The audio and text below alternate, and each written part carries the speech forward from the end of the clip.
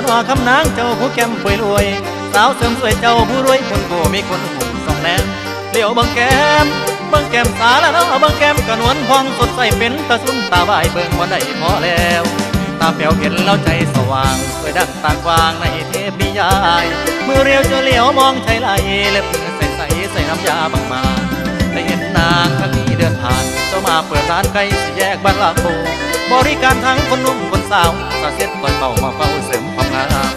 คนตามมาใช้บริการตั้งแต่เปิดร้านไปจนถึงยามแลงบางคนขอแค่มาส่องแง่ดื่มกินข้าวแรงจนลูกเมียมาตามความงามเจ้าไม่มาเห็นกะสางความงามเจ้าไม่มาเห็นกะสาสุมดาราบางโกก็ยังแก่หุ่นนางผู้เบาหันคือพี่ก็เลยหลง